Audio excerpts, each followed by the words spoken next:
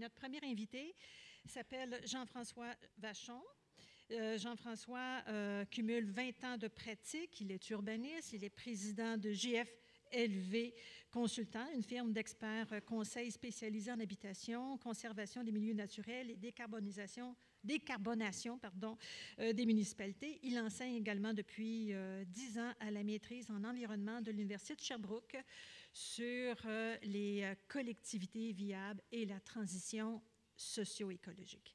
Nous avons également Nicolas Bernier de la CMM. Nicolas travaille à la CMM depuis 2020 en tant que conseiller en recherche et maintenant principal responsable des dossiers d'habitation et logement social.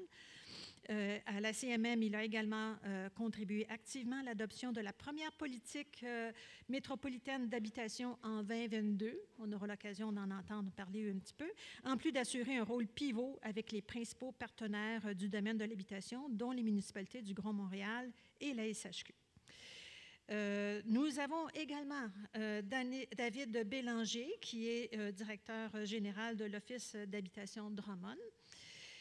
Donc, il est avec nous. Là, je ne vais pas tout vous lire parce que ça va être trop long, mais effectivement, il sera effectivement avec nous pour discuter des différentes réalisations de l'Office en collaboration avec la Ville de Drummondville. Et nous avons également avec nous Valérie Bibeau, qui est chargée de projet en habitation pour la MRC de Quaticook. Elle accompagne les différents intervenants à la recherche de solutions efficaces et concrètes pour les besoins en habitation actuels et futurs. On va commencer avec monsieur...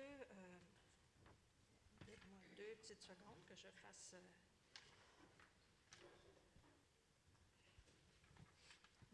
Voilà, on va commencer avec M. Jean-François Vachon. Parlez-nous un petit peu de votre travail. Comment pouvez-vous nous donner quelques exemples d'initiatives municipales que vous avez accompagnées à travers le Québec, tant au niveau régional qu'au niveau d'une MRC ou d'une municipalité, qui pourraient nous inspirer? Merci. Donc, merci tout le monde pour l'accueil, puis pour votre participation aujourd'hui. On est très content d'être ici. En 2018, déjà, on a commencé à réfléchir avec la MRC de Brome-Missisquoi, dans notre cas, sur la question de comment se doter de stratégies d'habitation au niveau des municipalités. Moi, j'ai plutôt une pratique dans le municipal, en fait, au niveau local, puis j'avais observé que les villes, on ne s'intéressait pas beaucoup à cette question-là des clientèles, de nos besoins, puis c'était beaucoup les promoteurs immobiliers qui venaient dicter d'une certaine façon les besoins de notre collectivité par des produits immobiliers. Puis les villes pensaient que les promoteurs souvent faisaient beaucoup d'études de marché derrière les besoins, etc. Or, ma position, ma compréhension après 8 ans dans le municipal, c'est qu'ils minimisent beaucoup leurs risques, en fait, dans la façon qu'ils développent le territoire puis qu'ils développent la richesse qu'on a finalement comme municipalité, hein, qui est des territoires avec des capacités de réseau qui sont de plus en plus complexes. Donc, on a invité les villes à essayer de se doter d'une stratégie, puis finalement est arrivé un premier client qui nous a contactés, qui est la communauté des îles de la Madeleine, qui vivait déjà une forme de pression par le fait que l'étalement urbain là-bas est très complexe. Hein. C'est plutôt le territoire qui se fait, je dirais, gruger que la possibilité de s'étendre, puis qui avait envie, à travers une stratégie d'attraction au niveau de la revitalisation des îles, de pouvoir attirer des gens. Donc, on a travaillé avec les îles sur un positionnement, une politique. Donc, ce qu'on essaie de faire, c'est de mettre autour de la table les acteurs en habitation, les municipalités qui pilotent les dossiers, mais aussi les milieux communautaires, les agents d'immeubles qui voient beaucoup la situation se dégrader au niveau de l'abordabilité du parc, les besoins des locataires, des rencontres avec des gens qui sont en recherche de logement, des groupes comme Jeunes en région qui voient beaucoup les jeunes qui décident, qui disent, on va aller aux îles de la Madeleine, puis finalement retournent chez eux faute de avoir trouvé un logement. Puis les démarches, ça prend environ, je ne sais pas, 6 à 8 mois là, pour pouvoir positionner tout le monde autour de la table. Mais au niveau des îles de la Madeleine, ce que j'ai trouvé intéressant, c'est que ce qui est le plus important de leur démarche, c'est l'engagement. Puis l'engagement en termes de dire, on veut construire du logement, puis la perception des îles, c'est que, habiter par exemple au centre-ville de Cap-Omer, c'est pas super intéressant, puis il faut que tu habites dans ta maison unifamiliale. Donc la ville qui a pris une position à dire, on veut construire 200 logements locatifs sur notre territoire. Une cible qui peut paraître petite, hein, mais pour les îles de la Madeleine, c'est un chiffre qui, chez les gens, devait venir un peu, je dirais, avec une acceptation qu'on aurait un changement au niveau de la typologie puis les façons d'habiter aux îles. On ne serait pas nécessairement propriétaire. On accepterait qu'il y ait des locataires, des gens qui ont des besoins qui évoluent, qui changent au niveau là, du logement. Ce travail-là, l'annonce de la politique est arrivée avec un programme par la suite. Un programme qui est très inspiré maintenant dans les nouveaux pouvoirs qui sont donnés au niveau des municipalités, au niveau des programmes d'aide qu'on a par rapport à la question du logement. Donc, moi, je trouvais ça intéressant de voir que tu annonces une politique avec des cibles concrètes, mais aussi avec des nouveaux pouvoirs ou avec des programmes d'aide pour faciliter finalement la mise en œuvre de ta vision. Rapidement, il y a une centaine de logements locatifs déjà dans les 2 premières années qui ont été mis de l'avant grâce à ce programme d'aide-là. Les îles, en plus, bon, on veut construire des logements, on les construit où? Ils ont fait l'adéquation aussi avec toute une stratégie de revitalisation par rapport à leur centre-ville, avec une belle démarche d'éco-quartier. Puis là, ben, c'est là qu'en travaillant au niveau, bon, c'est une ville MRC un peu, hein, tu sais, donc ils ont réussi à aller chercher beaucoup d'argent pour mettre en œuvre leur vision. Ils sont allés chercher 10 millions dans un fonds pour faire de l'acquisition de terrain puis de la décontamination de terrain. Puis là, ils viennent d'aller chercher des montants par rapport au FAC. Donc, ils sont rendus à 3 bâtiments qui vont aller de l'avant grâce au financement puis au positionnement qu'ils ont pris par rapport à ça. Donc, j'aurais voulu vous parler de Magog, mais là, j'ai fini mon 4 minutes. Voilà.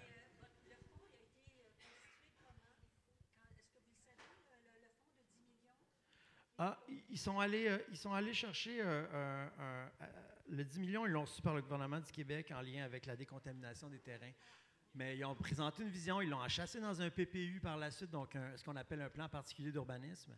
Puis ils sont allés chercher des fonds à ce niveau-là en mettant de l'avant tous les différents intervenants. Mais tout ça est parti de juste un petit engagement au début de dire on veut construire 200 logements locatifs, puis on le fait où?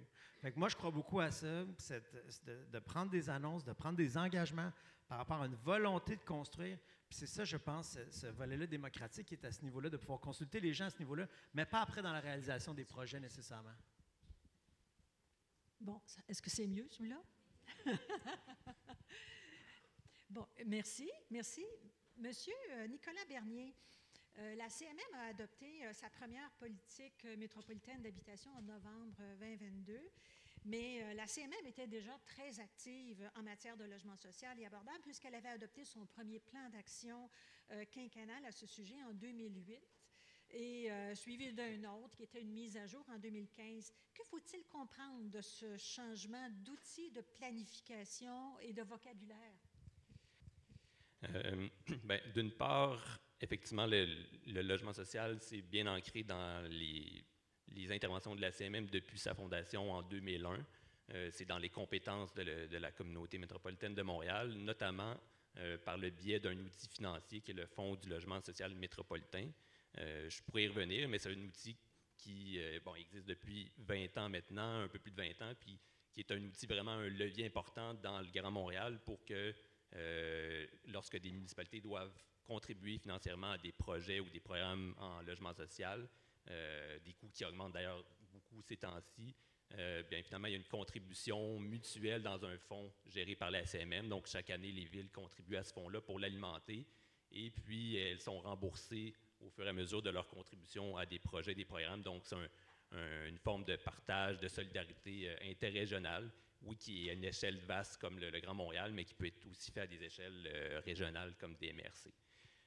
Puis c'est donc là-dessus, entre autres, grâce à ce pouvoir-là, puis ce rôle important-là, puisque c'est quand même année après année, près de 50% du budget de la CMM qui va dans ce fonds-là, évidemment qui est redistribué, mais c'est un gros morceau, évidemment, de l'action de la CMM, qui est peut-être méconnu, puisque la CMM travaille beaucoup, évidemment, sur le volet aménagement du territoire pour orienter le développement au niveau des MRC, des municipalités.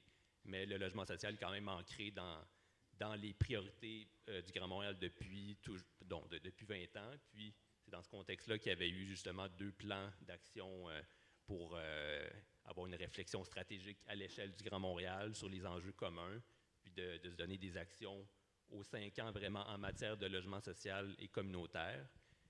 Mais bon, avec la maturité de l'organisation, puis aussi le contexte qui a évolué, la politique d'habitation a été élaborée en 2021-22. Il y a eu une pandémie, il y a eu une crise, dont une situation qui a vraiment changé au niveau du logement, mais de l'habitation en général, puis pas juste dans les grandes villes, mais vraiment partout sur le territoire.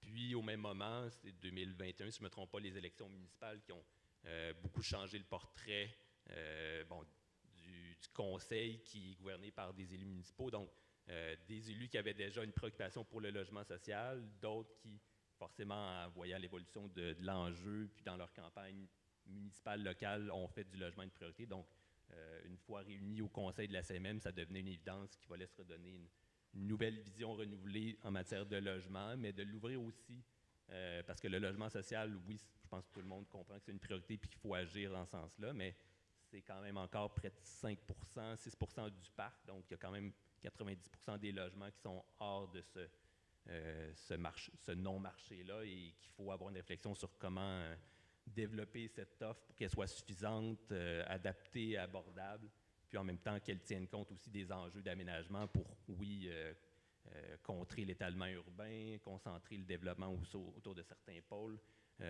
puis de préserver aussi les milieux naturels. Donc, avoir une réflexion un peu plus élargie par rapport à tous ces enjeux-là qui sont tous interreliés à l'habitation.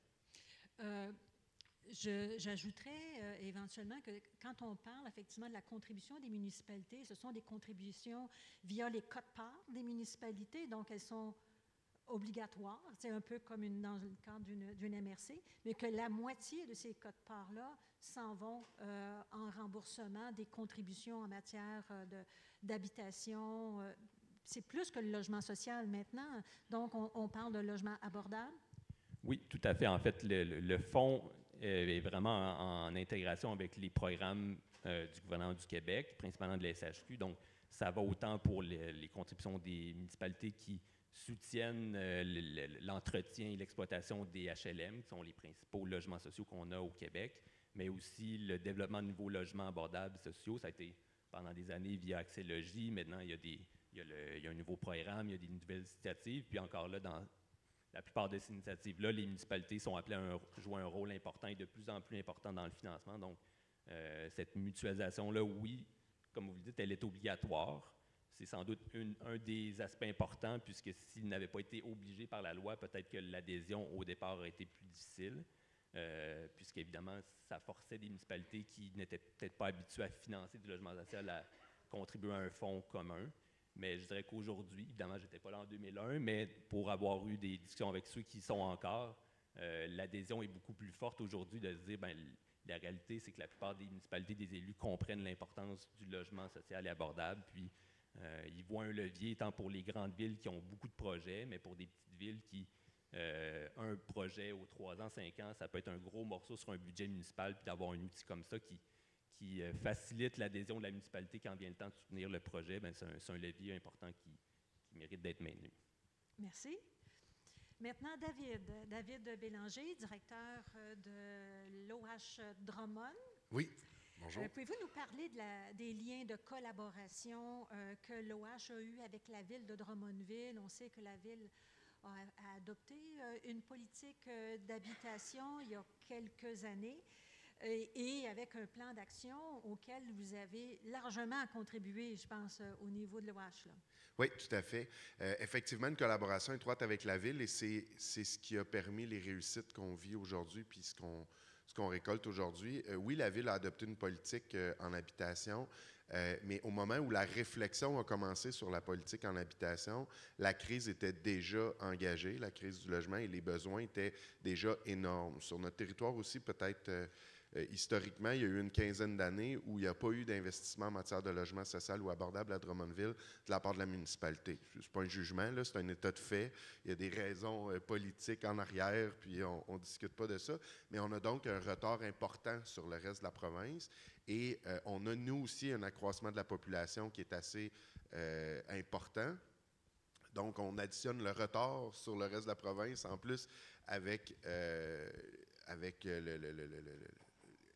l'augmentation de la population. Donc, la crise était importante depuis longtemps. La Ville l'a reconnu, s'est rapidement mis en action pour une politique. M. Chassin disait tantôt, quand tout le monde est responsable de la patente, personne n'est responsable de la patente. Là. C'est tellement vrai. Et ce qui est intéressant, c'est que la Ville a dit, nous, on va écrire une politique, mais en parallèle de la politique. Qu'est-ce qu'on peut faire concrètement pour tout de suite adresser certaines problématiques? Elle s'est tournée vers nous et elle a dit, vous êtes les spécialistes en habitation sociale. À l'époque, on ne touchait qu'à l'habitation sociale. On s'est rendu compte que les clientèles à revenus modestes, là, nos travailleurs à salaire plus bas, sont durement impactés actuellement par la crise du logement. Donc, la Ville a dit, côté de l'Office, qu'est-ce que vous pourriez faire? Rapidement, on a trouvé une stratégie et malgré le fait que la politique n'était même pas écrite, que les consultations n'étaient même pas commencées, il y a un plan d'action qui a été adopté. On a fait le chemin un peu inverse en disant, on va commencer un plan d'action, on va se donner une stratégie 2026 puis 2030, puis on va s'assurer que ce plan d'action-là s'intègre dans la politique à écrire. Ce qui fait qu'on a tout de suite été en action, parce que si on avait attendu la politique, oui, elle est adoptée aujourd'hui, mais on serait en train de s'entendre sur les orientations du plan d'action. Évidemment, ce n'est pas le plan d'action qui va couvrir toute la politique. C'est un plan d'action qui visait essentiellement de répondre aux besoins des ménages à faible revenu et à revenus modestes. Puis, ce qu'on a fait, c'est qu'on a décidé, on a regardé la problématique comme il faut sur le territoire. Puis, comme vous, on a des taux d'inoccupation là, qui se promènent entre 0,3 puis 0,5. Moi, je dis que c'est juste la marge statistique qui se promène. Là. On n'est pas encore dans une situation d'amélioration. Et là, on a dit, le problème, il y en a deux. On manque de logements sur notre territoire. Est-ce que la construction est la seule solution? Pour répondre à « il manque de logements sur le territoire », oui. Mais le deuxième problème qu'on rencontrait à Drummondville, c'est l'explosion des coûts de loyer. Donc ça, c'est le marché privé qui monte, puis qui répond à l'offre et la demande. Est-ce que la construction est une solution à ça? Oui, mais ce n'est pas une solution rapide. Et il existe d'autres moyens pour aller ralentir cette spéculation-là. Donc notre plan d'action était vraiment en deux volets. Un volet construction et un volet acquisition. Donc, on s'est positionné en acheteur. On vient acheter des immeubles locatifs sur le marché privé pour freiner la spéculation des coûts de loyer. Donc, la Ville a vraiment choisi d'investir dans les deux stratégies. On a trouvé des mécaniques là, pour essayer d'alléger un peu le poids de ces investissements-là de la municipalité, parce que ce sont des investissements qui sortent généralement des budgets de fonctionnement.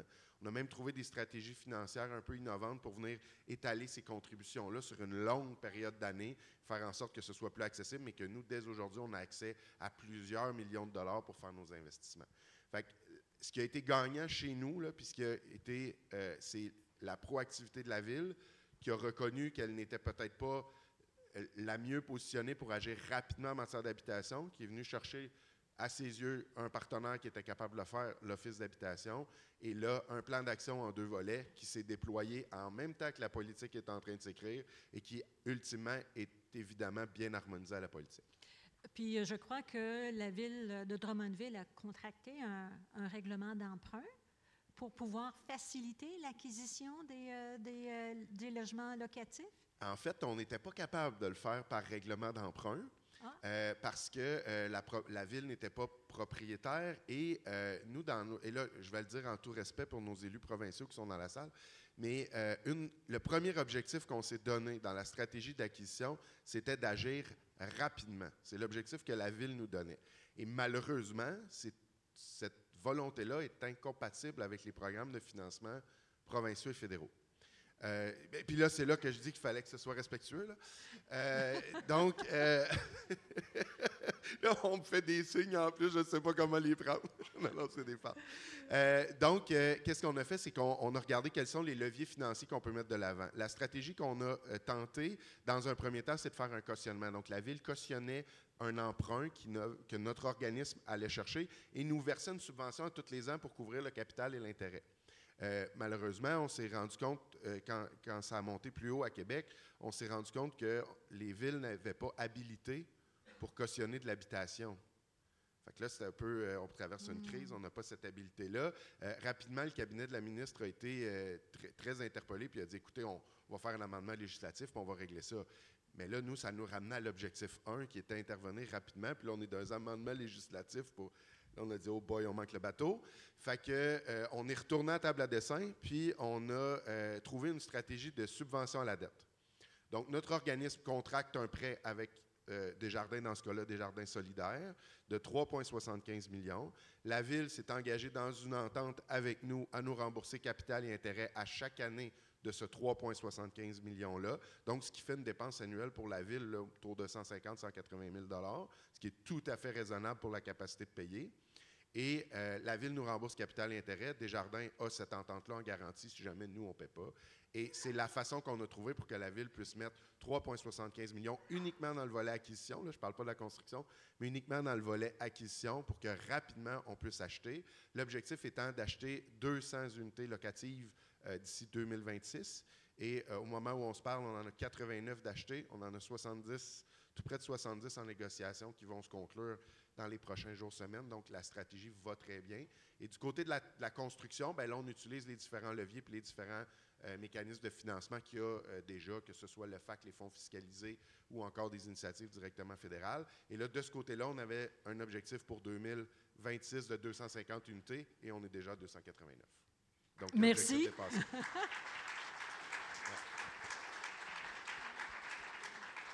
Maintenant, Valérie Bibeau, tu es chargée de projets en habitation à l'échelle de la MRC Drummond, un peu comme moi, mais moi qui est à l'échelle régionale, mais toi, tu es à l'échelle de la MRC.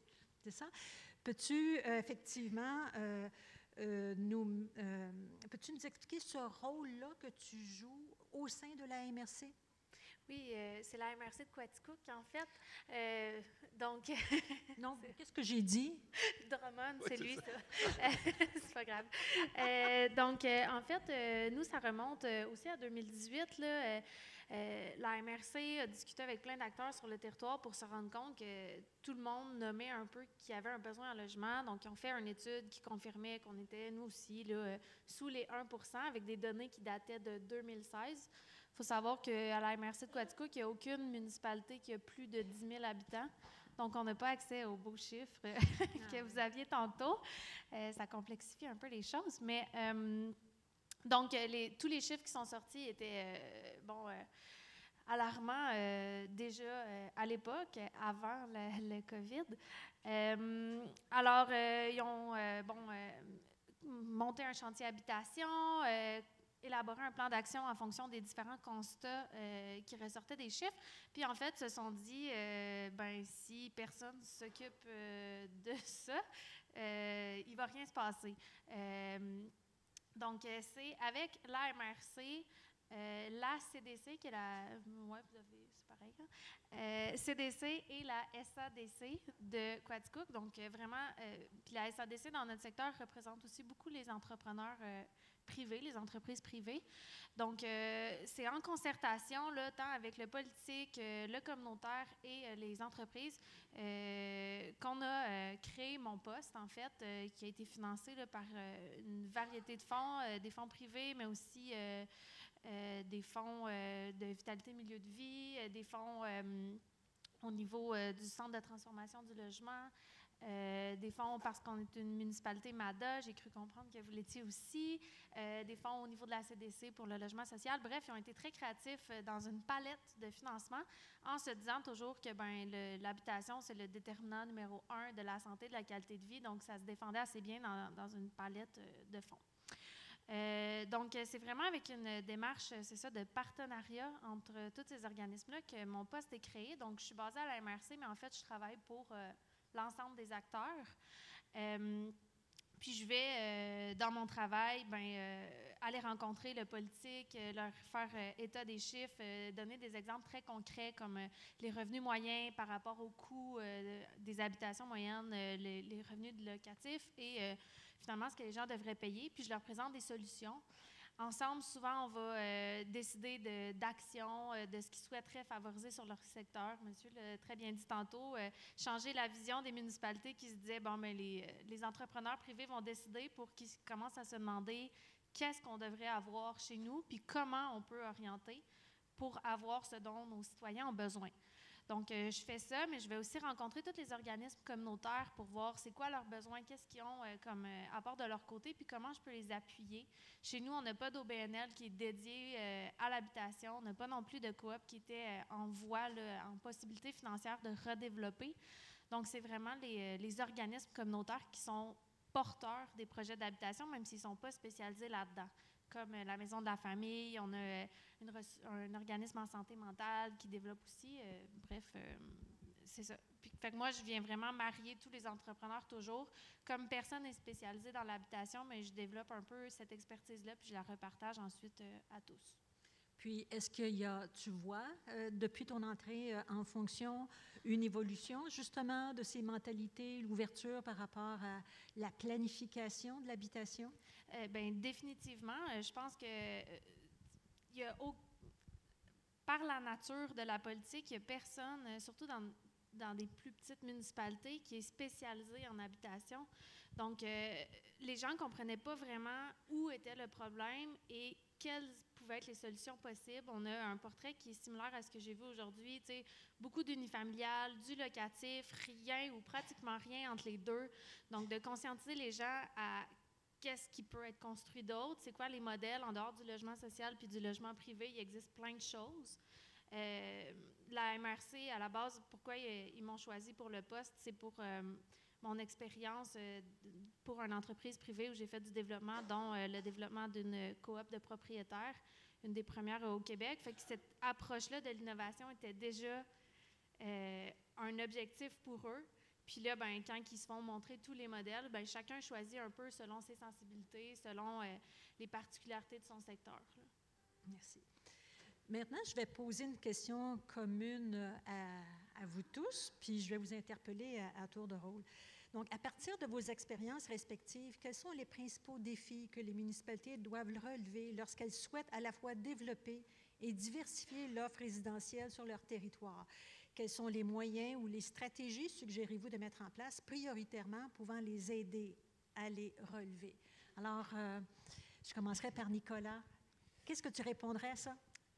Réponse un petit peu complexe. Je dirais qu'il y a beaucoup de réponses possibles, surtout du point de vue de la CMM, dans lequel il y a 14 MRC, 82 municipalités. Puis le constat, c'est qu'évidemment, entre les enjeux et les capacités de la Ville de Montréal, qui a un service d'habitation sans doute plus gros que l'équipe municipale de certaines municipalités de la région, il n'y a pas une solution ou des solutions qui peuvent être appliquées à toutes les villes et répétées. Donc, il y a vraiment des outils, beaucoup d'outils municipaux qui peuvent être implantés pour que les villes soient proactives en matière de logement, d'habitation. D'ailleurs, il y a des ateliers là-dessus plus tard. Je vous invite à venir le voir, mais effectivement, autant dans le leadership politique que dans les outils réglementaires, outils financiers, il y a beaucoup de choses que les municipalités peuvent faire, mais évidemment, un des défis, comme elle l'a dit, c'est qu'il y a beaucoup de municipalités, même la plupart, qui, par la nature un peu de l'organisation municipale, n'ont pas de ressources formées ou, disons, spécialisées dans le logement, qui est un secteur quand même complexe, simplement à comprendre les acteurs, le financement, les enjeux. Donc, c'est un défi pour trouver des outils qui sont pertinents pour des municipalités selon leurs ressources, selon leurs enjeux. Mais forcément qu'il faut regarder un petit peu, il faut partir un peu de la base, d'avoir une réflexion stratégique, que ce soit un portrait, un plan, une politique, ou à la limite même d'avoir un dialogue avec la communauté en concertation pour s'entendre un peu sur les priorités les plus importantes à mettre en œuvre, puis les outils qui sont pertinents. Donc, je pense que l'idée, c'est d'avoir des outils adaptés ou adaptables à la réalité de chaque municipalité, mais d'avoir quand même quelques principes communs qui sont concertés avec la communauté. Merci. Jean-François? OK, c'est bon. Moi, je trouve que ce qu'on a eu ce matin comme portrait montre un peu sur quoi on doit travailler. Ce déficit-là qui est prévu au niveau des logements dans la MRC ici, dans la région, partout au Québec, combiné au vieillissement de la population, on n'a comme pas le choix là, vraiment d'agir. Puis moi, je pense que au niveau des outils qui sont à venir, je vais vous donner l'exemple qu'on a vécu avec la ville de Magog, en fait, qui est une municipalité, on pourrait appeler centrale là, dans sa MRC, qui, un peu comme on voit à Saint-Jérôme, là, c'est elle qui offre beaucoup le parc de logement abordable présentement sur son territoire, puis pour lequel les élus ne savaient pas trop par où commencer. Puis à travers leur politique, ils ont fait la même chose un peu comme ce qu'on dit au niveau des îles de la Madeleine. Ils ont adopté une politique, mais cette politique-là, ils l'ont adoptée aussi immédiatement avec un règlement. on sait qu'au Québec, il y a comme un traumatisme, je pense beaucoup causé par la radio, du règlement 20-20-20 de la Ville de Montréal ou d'une métropole mixte.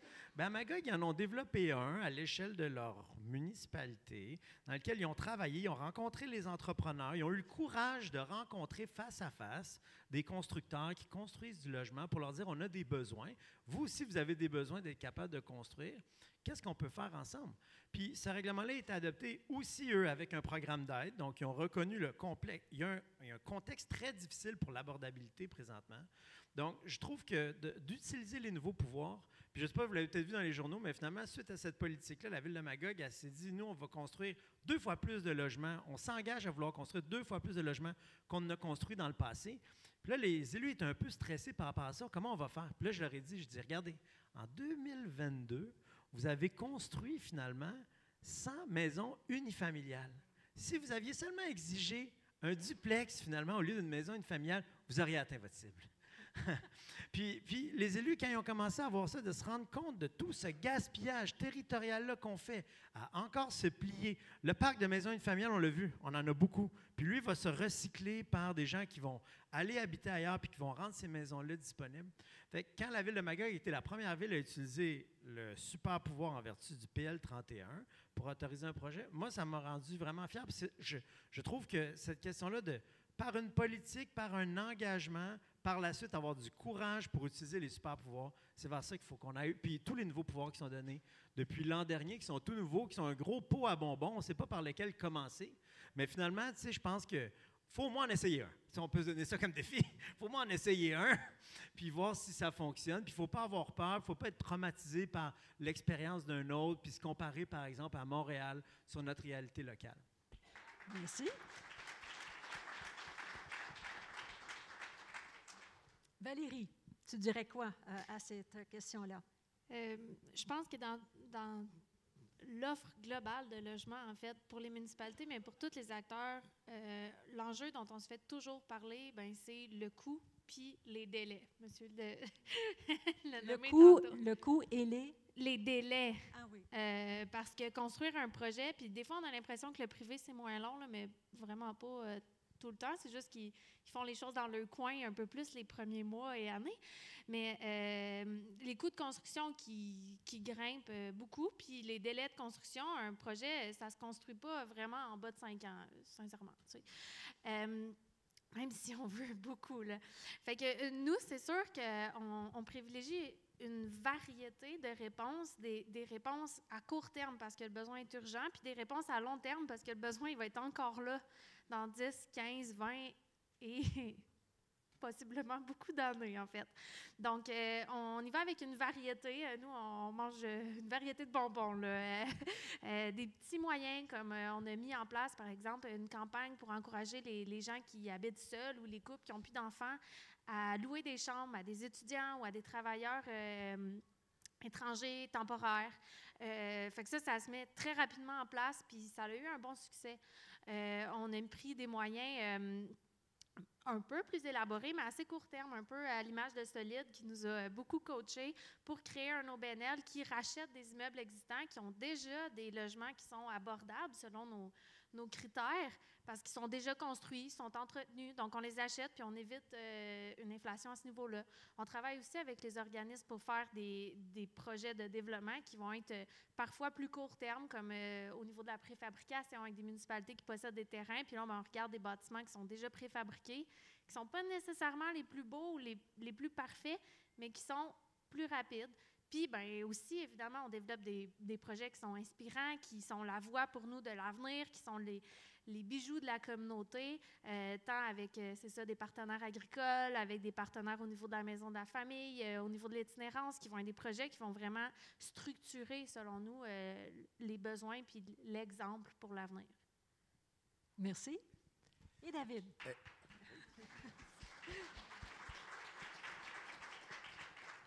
Chez nous, les principaux enjeux ou défis qu'on rencontre à notre échelle, là, nous, on n'est pas évidemment pas dans l'aspect réglementaire, mais j'adhère tout à fait aux propos de Jean-François. Mais nous, le principal enjeu de Drummondville est propriétaire de très peu de foncier, donc que la ville puisse nous céder des terrains, ça n'arrive pas. Fait qu'on doit les acheter et quand on les achète, ben là, ça prend une contribution municipale qui est encore plus grande que si la ville le cédait. Fait que nous, l'enjeu foncier est important.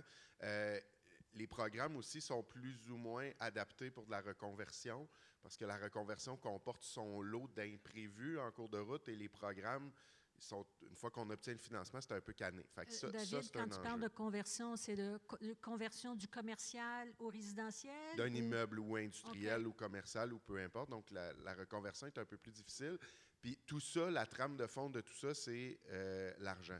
Les municipalités, en tout cas chez nous, là, la disponibilité financière n'est pas au rendez-vous.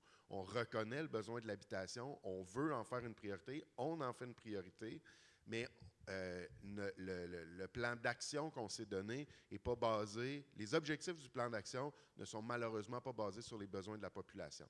Les objectifs du plan d'action sont basés sur la capacité financière et malheureusement, cette capacité financière-là n'est pas à la hauteur des besoins en matière d'habitation, surtout pour la clientèle à revenus plus modestes, parce qu'on l'a dit tantôt, le promoteur privé, vous en avez fait mention, le promoteur privé est actif, il construit, mais dans le marché actuel, avec les coûts de construction et les taux d'intérêt, le promoteur privé est incapable d'aller construire du logement qui va répondre aux besoins de la jeune mère monoparentale qui travaille chez Walmart. C'est impossible. Donc, il faut investir, puis il faut être capable de répondre à cette clientèle-là pour bien répondre à leurs besoins. Puis ça devient aussi, puis ça, on le répète souvent, ça devient aussi un levier économique pour notre région. Parce que la personne à qui on donne un logement à 30 % ou en bas de sa capacité à se loger, c'est aussi une personne qui a un peu plus d'argent dans ses poches, puis qui va contribuer à l'économie locale, qui va contribuer à la valorisation, à la vitalité des quartiers. Fait que nos commerces de proximité qui ont de la misère, là, quand on vient faire du logement abordable à proximité, on les aide parce que ces gens-là, ils vont y aller puis ils vont être capables d'acheter dans ces commerces-là. Fait que c'est important de le voir dans cette perspective-là. Mais le nerf de la guerre, chez nous, ça demeure la capacité des municipalités à investir. Et là, je parle vraiment de capacité, je ne parle pas de volonté. La volonté, elle est assumée, mais ça coûte extrêmement cher. Maintenant, le pourquoi ça coûte extrêmement cher, là, il y a plusieurs enjeux. Vous parliez du modèle privé. Le modèle privé a des leviers qu'on n'a pas pour construire. Quand on nous compare avec le modèle privé, on est toujours un peu plus cher, mais on est soumis aussi à beaucoup plus d'obligations, à beaucoup plus de méthodes d'octroi de contrat très différentes du privé aussi. Fait que ça, il faut le mettre dans la balance, là. Oui. Vous avez mis sur pied un OBNL, votre OH, qui vous permet éventuellement aussi d'être plus agile, j'imagine? Oui, ça fait toute la différence. Tout le développement qui se fait à Drummondville en matière d'acquisition ou de construction se fait à l'intérieur de l'OBNL, qui est essentiellement un portefeuille immobilier géré par l'Office d'habitation, mais il n'y a pas d'employés, il y a vraiment un contrat de gestion entre l'OBNL et l'Office.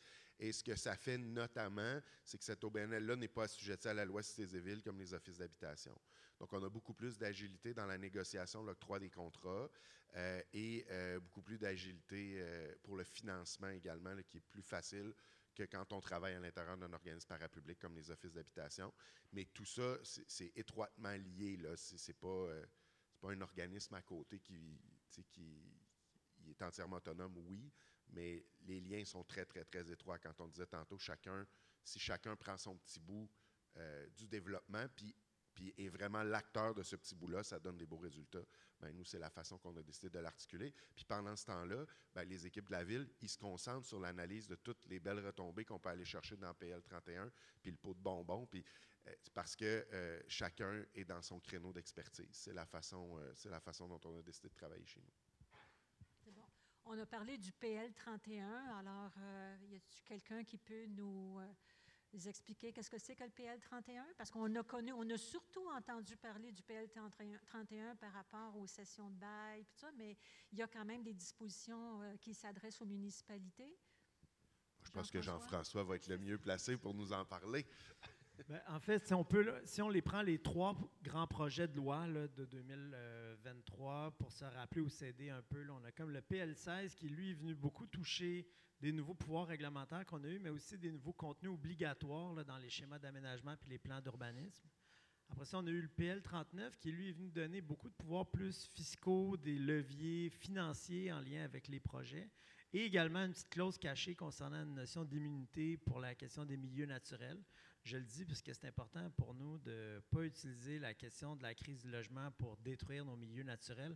Ça peut être tentant des fois par certaines municipalités qui ne croisent pas les enjeux, mais on pense que c'est important de... Fait que je vais le mentionner.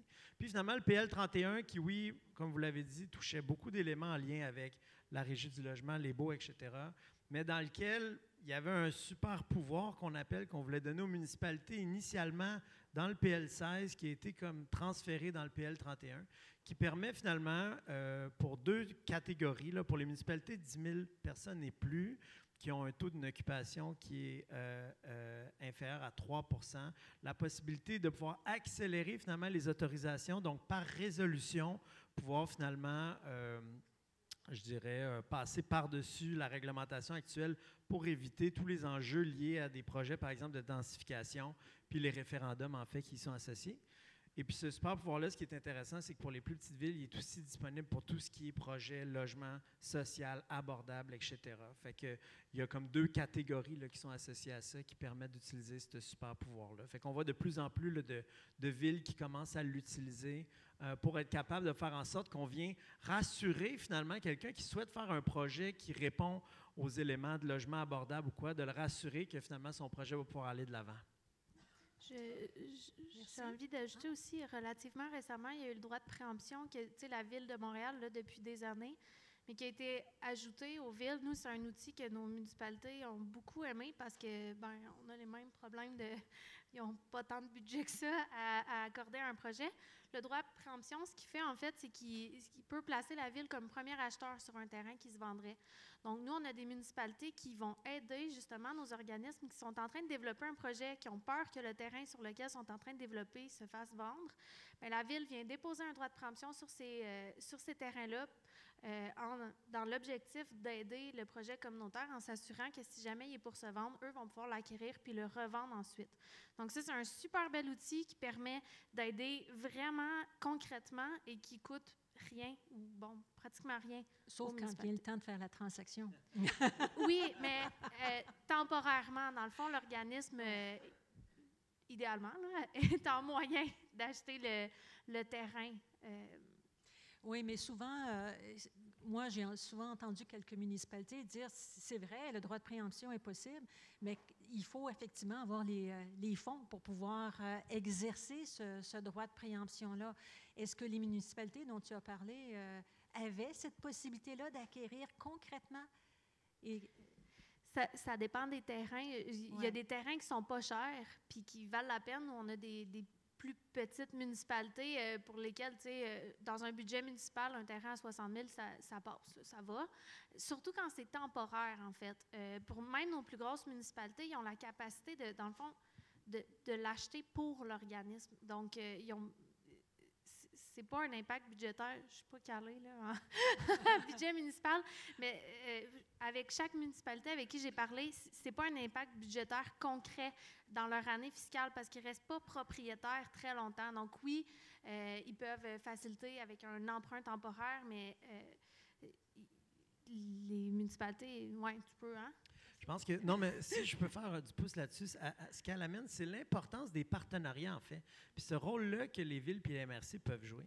Puis avec les nouveaux projets de loi, le droit de préemption a été donné aussi au niveau régional. Puis ça, je trouve ça intéressant parce que si on combine un OBNL régional en développement, puis la MRC, Vaudreuil-Soulanges le fait, là, eux, ils ont décidé de se doter de ce droit de préemption-là. Fait que ça veut dire qu'on peut venir geler le terrain, travailler avec des collaborateurs qui peuvent l'acheter. Puis de toute façon, on se rappelle, le droit de préemption, c'est juste pour être sûr que si on voit une opportunité passer à un endroit stratégique à un prix qui est acceptable, on peut décider de l'acheter. On n'est pas obligé d'acheter. C'est ça, c'est ça. Mais merci de la nuance. Dans les leviers, là, tu disais là, la façon d'acheter. Nous, chez nous, ce qu'on fait, là, on évite que la municipalité embarque dans la transaction. Puis la municipalité, quand il y a un terrain, on n'a pas inscrit de droit de préemption, là, on va négocier directement. Mais quand il y a un terrain, elle nous fait déjà une avance sur la contribution qu'elle va donner dans le projet, fait une avance de fonds. Fait qu'on évite que la municipalité devienne un agent de négociation avec le vendeur, parce que ça, c'est propice à la spéculation un peu. Puis évidemment, si le projet venait qu'à pas lever, là, il y a toutes les modalités sont prévues dans l'entente pour le remboursement puis la rétrocession du terrain, mais c'est une autre façon de faire là, où l'organisme, dans le fond, fait une avance sur sa contribution. Là. Écoutez, on arrive à notre fin de période de panel. Je voudrais juste rappeler quelques outils urbanistiques dont on a parlé, qui, entre autres, que ce soit des politiques ou des stratégies d'habitation. L'importance de faire un diagnostic des besoins, c'est préalable, d'une certaine façon, à l'élaboration d'une politique et d'une stratégie d'habitation. Des plans d'action avec des objectifs de résultats, c'est aussi extrêmement important. On n'a pas parlé beaucoup de ça, mais souvent on a parlé de l'importance de procéder à des allègements réglementaires parce qu'effectivement, les procédures sont lourdes. Le monde municipal est un monde truffé de règlements. Et c'est pas parce qu'ils le veulent, mais c'est parce que les lois constituantes des municipalités les obligent à procéder de cette façon-là. Il y a des outils fonciers aussi qui est important de souligner. Il peut y avoir comme des fonds dédiés au développement de logements abordables, comme à la CMM, mais on peut effectivement, à l'échelle d'une ville ou d'une MRC, se le constituer. Il y a des outils fiscaux qui ont été prévus, d'ailleurs, dans le cadre du projet de loi 39 adopté en décembre, qui permettent de déployer davantage de façons d'aller chercher de l'argent. Malheureusement, comme tout outil fiscal, ce n'est pas immédiat comme résultat. Ça va prendre quelques années. Le droit de préemption, on en a parlé, outil très intéressant qui n'est pas obligé d'être appliqué dans l'immédiat, mais qui permet effectivement de lever la main et de dire non, avant que ça fasse l'objet d'une spéculation, on signifie notre intérêt. On n'a pas abordé la question de la stratégie de communication parce que souvent les municipalités sont aux prises avec le syndrome pas dans ma cour. Et donc, il y a toute une réflexion aussi à faire en amont sur comment on communique avec la population sur les différents bénéfices de développer davantage de densité, mais aussi du logement abordable. L'exemple de Valérie est intéressant aussi dans la mesure où est-ce qu'on parle de ressources partagées à l'échelle d'une MRC. C'est toujours très intéressant pour les municipalités de petite taille quand elles n'ont pas la possibilité de se doter de ressources spécialisées en habitation. Alors, David, Valérie, Jean-François et Nicolas, nous vous remercions énormément pour vos interventions.